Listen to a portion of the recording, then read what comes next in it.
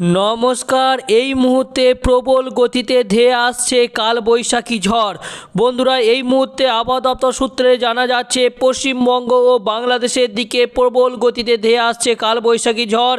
তার জেরে আগামী কয়েকদিন প্রবল ঝড় বৃষ্টির সম্মুখীন হতে পারে পশ্চিমবঙ্গ ও বাংলাদেশের একাধিক জেলা, এবং এই ঝড়ের সঙ্গে প্রবল পরিমাণের তুষার বৃষ্টি পর্যন্ত হতে পারে, এমনটাই কিন্তু জানা যাচ্ছে।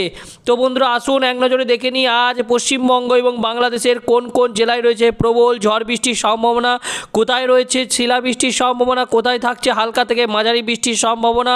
সবটাই কিন্তু বিস্তারিতভাবে আলোচনা করব আজকের এই ভিডিওতে, তাই ভিডিওটিকে শেষ পর্যন্ত দেখবেন। তারই সঙ্গে ভিডিওটি ভালো লাগলে লাইক কমেন্ট শেয়ার করতে ভুলবেন না। তো বন্ধুরা, দেখতে পাচ্ছেন এই মুহূর্তে সকালবেলায় যদি আমরা আকাশের দিকে নজর রাখি, তো দেখুন মালদা থেকে শুরু করে ধুলিয়ান, নলাহাটি, তার পাশাপাশি দমকা, সিউড়ি, কাটোয়া, মেহেরপুর, তার সঙ্গে পাবনা, সাহিলকুপা, রাজশাহী, সিংড়া, বাগোড়া, সর্ষেবাড়িয়া, ময়মনসিংহ, মাদান, কিশোরগঞ্জ, লাক্ষাই, কাপাসিয়া, আগরতলা থেকে শুরু করে সিলেট, বিশ্বরামপুর, অর্থাৎ বলতে গেলে দেখুন পশ্চিমবঙ্গ এবং বাংলাদেশের প্রায় একাধিক জেলাতেই সকাল থেকেই কিন্তু মেঘলা আবহাওয়া বিরাজ করবে, এবং এর পরবর্তী সময়েই কিন্তু প্রবল গতিতে কালবৈশাখী ঝড় ধেয়ে আসতে চলেছে, এবং এর প্রভাবেই কিন্তু প্রচুর পরিমাণে বৃষ্টিপাত পশ্চিমবঙ্গ ও বাংলাদেশে হতে পারে। তো বন্ধুরা, অবশ্যই সঙ্গে থাকবেন। ভিডিওর মধ্যে জানিয়ে দেবো আজ কোন কোন জেলাগুলিতে রয়েছে প্রবল বৃষ্টিপাতের সম্ভাবনা।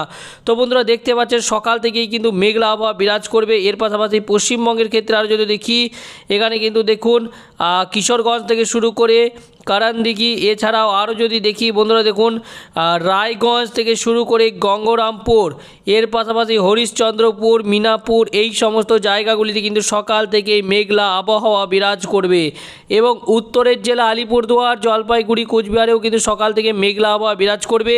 তো এই তো গেল মেঘলা আবহাওয়া। এবার যদি দেখি বজ্র এবং বৃষ্টিপাতের কি সম্ভাবনা রয়েছে বন্ধুরা, দেখুন বৃষ্টি এবং বজ্র সকাল থেকেই কিন্তু বৃষ্টিপাতের সম্ভাবনা রয়েছে বাংলাদেশের, যেমন ঠাকুরগাঁও থেকে শুরু করে দিনাজপুর, রংপুর থেকে শুরু করে ঘোড়াঘাট, এর পাশাপাশি যদি দেখি ছাড়রাজীবপুর, এবং আরও যে সমস্ত জায়গাগুলি রয়েছে যেমন নলিতাবাড়ি থেকে শুরু করে নেত্রকোনা থেকে শুরু করে জামালপুর এবং সর্ষেবাড়িয়া, ময়মনসিংহ এবং নেত্রকোনা থেকে শুরু করে ফিনারবাগ থেকে বিশ্বরম্বা, সিলেট বিভাগ, মৌলভীবাজার থেকে শুরু করে এই সমস্ত জায়গাগুলিতে কিন্তু সবই সকাল থেকেই কিন্তু বৃষ্টিপাতের প্রবল সম্ভাবনা রয়েছে।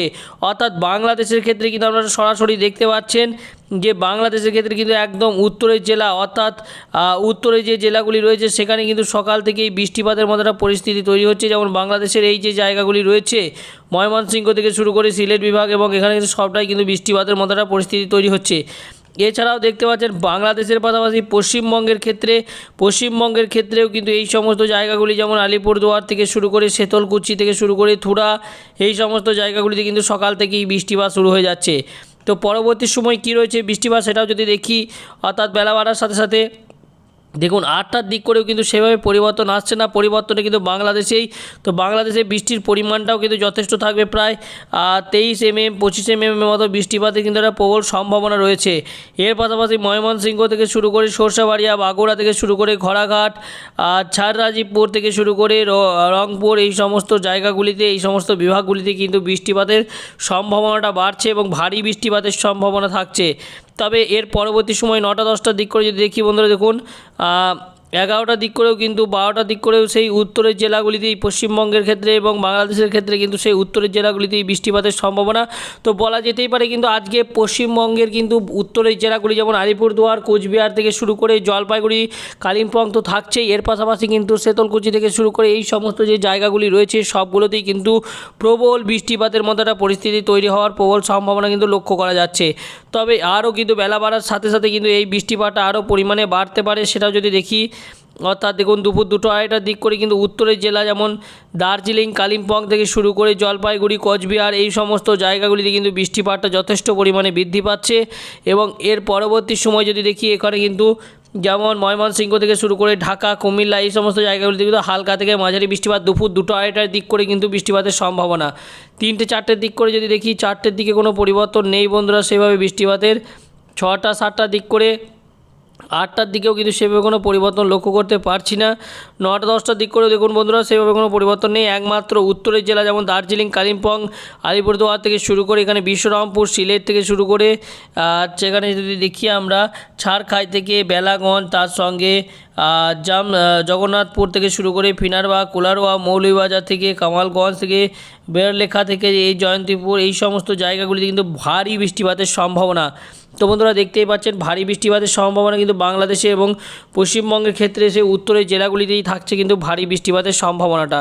এবং 10টার পরবর্তী 11টা 12টার দিক করে কী রয়েছে যদি দেখি, রাত্রি 1টার দিক করেও কিন্তু সেই উত্তরের জেলা অর্থাৎ বাংলাদেশের ক্ষেত্রে কিন্তু বৃষ্টিপাতের সম্ভাবনা, সিলেট এবং মৌলভীবাজারে ভারী বৃষ্টিপাতের সম্ভাবনা রয়েছে।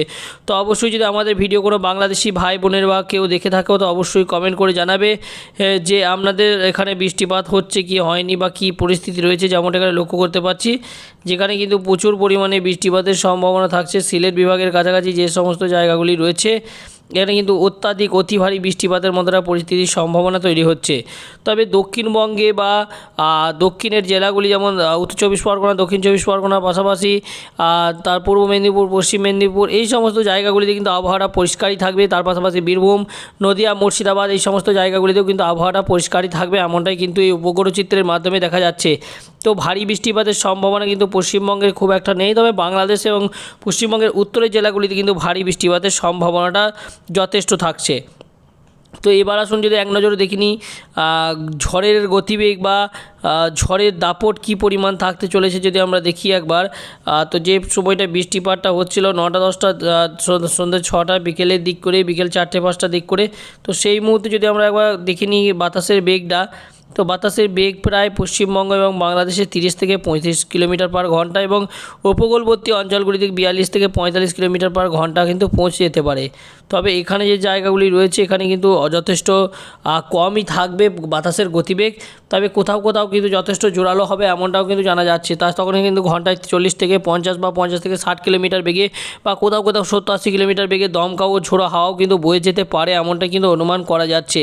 তবে কিন্তু যেটা লক্ষ্য করতে পারছি দক্ষিণবঙ্গে বা বাকি জেলাগুলিতে বৃষ্টিপাতের সম্ভাবনা না থাকলেও বাংলাদেশের কিন্তু সিলেট বিভাগ এবং মৌলভীবাজারের কাছাকাছি যে জায়গাগুলি রয়েছে সেইগুলিতে কিন্তু প্রবল বৃষ্টিপাতের সম্ভাবনাটা থাকছে।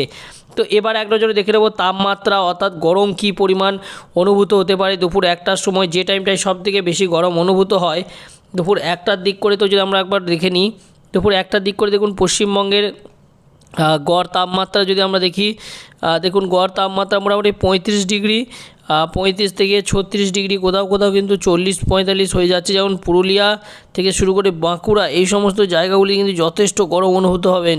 পুরুলিয়াতে দেখতে পাচ্ছেন বন্ধুরা প্রায় 41 ডিগ্রি পৌঁছে যাচ্ছে এবং তার পাশাপাশি বাঁকুড়াতে কিন্তু 40 ডিগ্রি পৌঁছে যাচ্ছে। তো যথেষ্ট গরম অনুভূত হওয়ার কিন্তু প্রবল সম্ভাবনা রয়েছে এবং বাংলাদেশের গড় তাপমাত্রা কিন্তু মোটামুটি 30 থেকে 35 ডিগ্রির মধ্যেই ঘোরাফেরা করবে, সেইভাবে কিন্তু গরম অনুভূত হবে না। তবে তার তুলনায় পশ্চিমবঙ্গে কিন্তু যথেষ্ট গরম অনুভূত হবে এবং এই গরম কিন্তু আগামী কয়েকদিন যতক্ষণ না বৃষ্টিপাতের মুখ দেখছে ততক্ষণ কিন্তু এই গরমটা কোনো মতেই কমবে না। তবে পরবর্তী সময় বৃষ্টিপাতের প্রভাবে কিন্তু এই গরম আবারও কমে যাবে এমনটাই কিন্তু মনে করা হচ্ছে। তো বন্ধুরা এই ছিল আজকের আবহাওয়ার গুরুত্বপূর্ণ আপডেটগুলি যদি আপনাদের ভালো লাগে তো অবশ্যই চ্যানেলটিকে সাবস্ক্রাইব করবেন। তারই সঙ্গে আপনার জেলার লেটেস্ট আবহাওয়ার আপডেটটি সবার আগে পেতে আপনার জেলার নামটি নিচে কমেন্ট করে জানাবেন।